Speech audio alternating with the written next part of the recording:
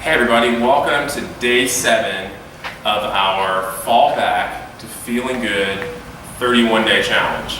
Today we're going to focus on your thoracic spine, which is basically sort of like your upper and sort of mid-back kind of thing. This whole kind of area back in here, which really gets just, if we sit for long periods of time, you kind of collapse right in there. And so a lot of times it's kind of hard to breathe through there a lot because of course our body's kind of like this.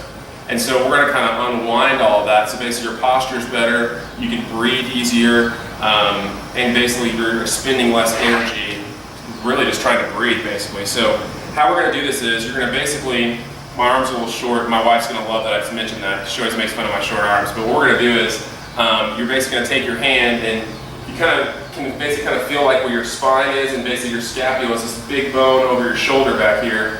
That little space that's in between that, we're basically going to put the ball right there. We're using a lacrosse ball. And how we're going to do that is, if I'm laying on my back right here, I'm going to take the ball, slip it right underneath, and went right in there. Camera guy, I don't know if you can see that or not. Alright, just going to find that space. I don't know if you can see that right in there or not. Can you see that there, camera guy? Okay, excellent. So we're going to keep it right between the spine and the scapula. And then what we're going to do is, we're going to try and lay down, because this doesn't really feel that great at all, I'm not going to lie. And you're going to take your same side hand, slide it underneath your low back just like this. And we can do this 2 different ways. You can either take your hips and gently push them up to the ceiling and come back, just kind of alternating, just doing this over and over. If that's too painful, then hang out in this position just like this and take nice,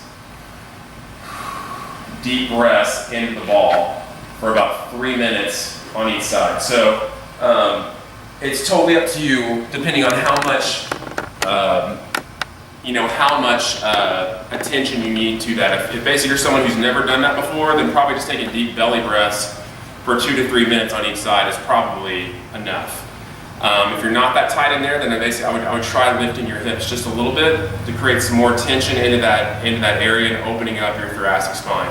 The second piece of that is we're really going to kind of stress those areas now, and so hopefully this is going to be the closest you're ever going to be to getting arrested. And so what you're going to do is you're going to act like literally somebody's patting you down. So you're going to have your hands overhead just like this, and then basically we're going to have our feet a little bit wider in hip width, and all we're going to do is we're going to push our hips back and then come up, kind of sit back on our hips and come up. You're not going to go very far, and that's okay.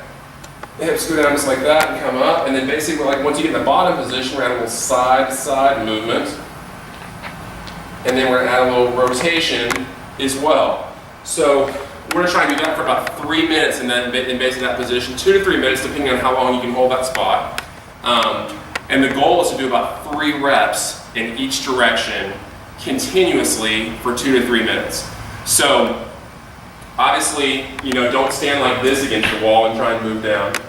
You want to basically have your feet about 2 feet away from the wall, relatively speaking, have the hands up just like this, and really focus on sitting back on the hips and really driving them in all 3 different planes of motion.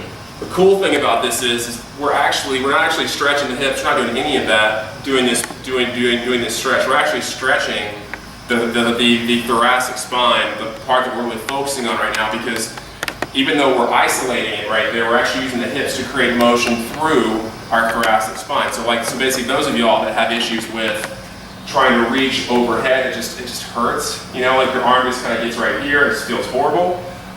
This will help create some more range of motion in that shoulder without you technically having to move that shoulder. So it's a pretty cool little strategy to kind of help you guys out. If you guys have any questions, feel free to leave a comment on our blog post about this, and we will see you guys tomorrow.